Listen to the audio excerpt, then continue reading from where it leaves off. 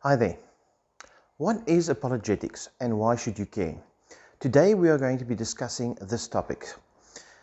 So if you go to Wikipedia and you look at the definition for apologetics, they'll give you this boring one that goes like this. Apologetics is the religious discipline of defending religious doctrines through systematic argumentation and discourse. But if you read a little bit further, it actually gives you the background of apologetics, which is quite interesting. You see, in classical Greek system, the prosecution delivered the categoria, which is the accusation, and the defendant replied with apologia.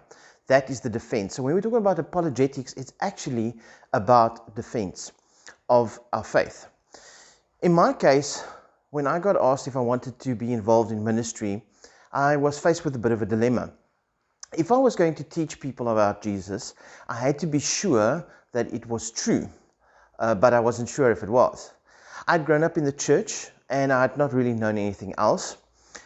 And although I had a pretty decent relationship with Jesus, I was wondering if maybe it was just a figment of my imagination.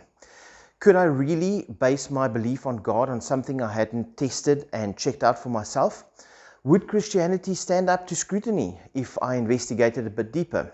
Would we be able to make sense? Would I be able to make sense of contradicting worldviews? Christian worldview says a certain thing, and then the rest of the world says another thing. Right? Would I be able to make sense of these contradicting worldviews? So in my case, I found a book by Lee Strobel called The Case for Christ. And I started reading it and I was absolutely fascinated. Subsequent to that, I started reading all his books, and then I started doing a lot of research on YouTube and checking out other books, and over time it became a passion of mine. I found it was better than I expected, that Christianity offered sound, reasonable explanations for really, really tough questions. That's not to say that apologetics will give you concrete answers for every single conceivable thing under the sun. There are certain things that we're just not sure of. But for the difficult questions, we have very good, credible answers that is Bible-based and can be defended logically from a Christian perspective. That was what I found the most fascinating and the most encouraging. In 1 Peter 3, verses 15 to 16, we get our kind of call to do apologetics. He says the following: "But in your hearts honor Christ as Lord, as holy, always being prepared to make a defense to anyone who asks for the reason for the hope that is in you. Yet do it with gentleness and respect, having a good conscience, so that when you are slandered, those who revile your good behavior in Christ may be put to shame." Now it's interesting here that when Peter was writing this, he wanted us to understand that there was this idea of always knowing what you believe. He says always being prepared to make a defense. In order for you to make that defense, you need to be prepared. I mean, if you think about self-defense, for example, you're not going to be able to defend yourself as well as somebody who has training, as somebody who practices on a regular basis. That's where a lot of this kind of becomes difficult for us, right? Because if we don't practice, if we don't do the research, if we don't do the hard work, when we are faced with the questions, then at that moment in time we don't have the answer, and then an hour or two later it's like, oh man, that's what I should have said. So one of the things that we need to do is we need to always be prepared, says Peter. We always need to be able to make this defense. The other thing that he says in the scripture that is interesting is that when you are slandered, it seems like Peter is of the opinion here that it is almost inevitable that when you stand up for the gospel, when you defend it, you will be slandered. Somebody will say, oh, Sean, what an idiot. What does he know? Stupid Christian.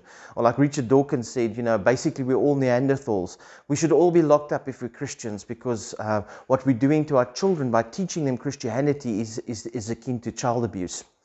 So if we think of apologetics in terms of defense, apologetics is simply sharing with people why you believe, what you believe, using reason, evidence, logic, and common sense to do so. Those are the attributes that we will be discussing. We'll be looking at that, and I hope you will enjoy the little series that I've prepared for you. So the primary mechanism for evangelism up until the 4th century, when Christianity eventually became mainstream, was essentially using apologetics. Remember, the Christian church did not have the same pull as what it had 100 or 50 years ago. It's not like there was a church in every corner of the world. It's not like it had political influence. It's not like the church had wealth. It didn't. The people were extremely poor. It wasn't even that the Bible was available in a bound book, in a canonized version of the Old and New Testament with easy referencing. That only came centuries later. So what people had was they had a witness of the risen Christ, or they had stories of eyewitness accounts. That was very important. So you'll find a lot of time there is this this defending the basics of, there was this guy, he died on a cross, the Romans crucified him, he said he was God, and you know what, 3 days later, he rose from the dead. And like Frank Turek said, he doesn't know about anybody else, but if he sees somebody rise from the dead, he's going to stand up and listen to what that person has to say. The greatest growth occurred in places where there weren't Jews, the Gentile nations. Although the Jewish nation had been dispersed all across Asia Minor, that's for sure, there was enormous growth that took place apart from that. In fact, that's also one of the reasons why the Old Testament got incorporated. If you think about it, why do we even have the Old Testament today? It's because there were Gentiles that were interested in the story behind the story. It's like they were sold on the idea of Jesus. That was very interesting. They were like, wow, God with us? This is very cool. I can dig this. They liked the sayings of Jesus, but the more they read the New Testament, it was referring back to the Old Testament. Roughly 30% of the New Testament references the Old Testament. One of the best examples that I can come up with was probably the earliest martyr that, in fact, this is where the term martyr is coined from in church history, besides Stephen, of course. About 70 years after Jesus' death, in AD 100, a man called Justin Martyr was born. He wanted a belief system that would afford him theological and metaphysical inspiration, and so he started to study. He started a whole bunch of things. None of them was Christian. But a chance encounter with an old Syrian Christian in AD 130 introduced him to Christianity, and it changed his life forever. This is what Justin Martyr said. A fire was suddenly kindled in my soul. I fell in love with the prophets and these men who loved Christ. I reflected on all their words and found that this philosophy alone was true and profitable. That this is how and why I became a philosopher, and I wish that everyone felt the same way I do. So here you've got Justin Martyr that adopts Christianity as his own religion, starts putting together kind of schools of philosophy, then gets confronted by the Roman Empire. He gets charged with being a Christian, which was obviously a horrible thing back then.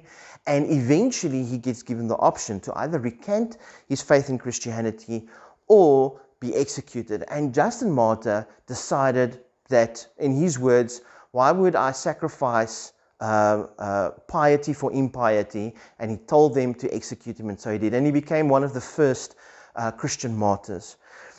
So why would we then study apologetics?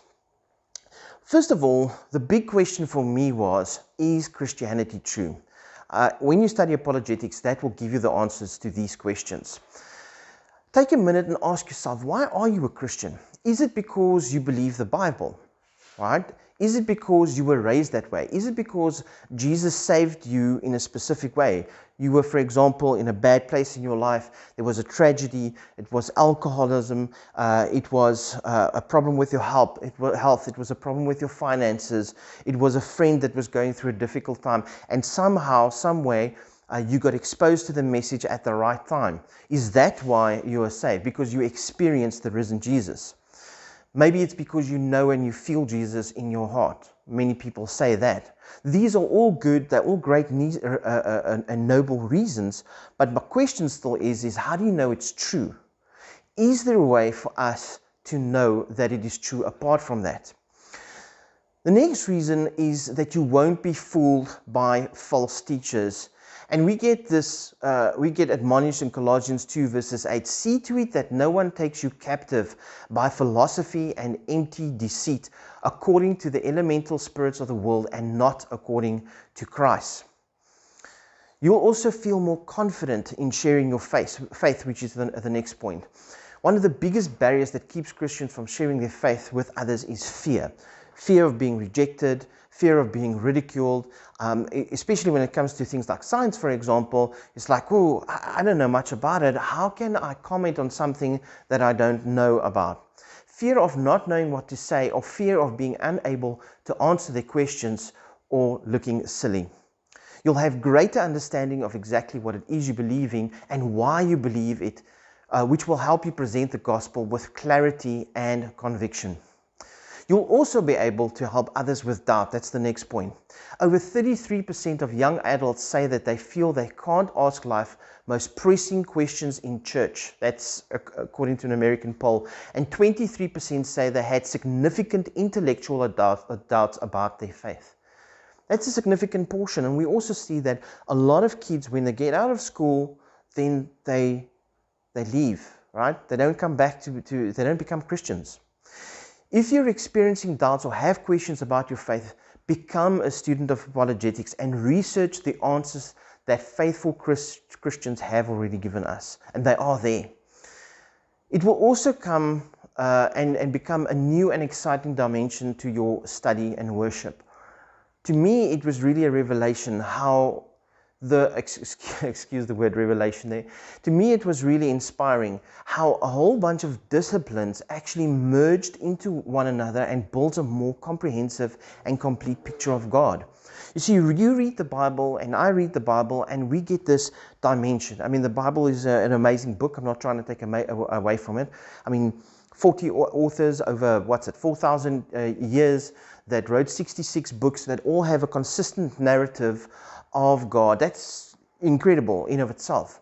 But once you start looking at how the Bible dovetails with science and how people in the Middle Ages, if you look at like Newton and some of the other scientists out there, actually decided to pursue science and logically and empirically build out the science that the way that science is today, based on the assumption that God is a rational God and built the universe in a rational manner to be discovered.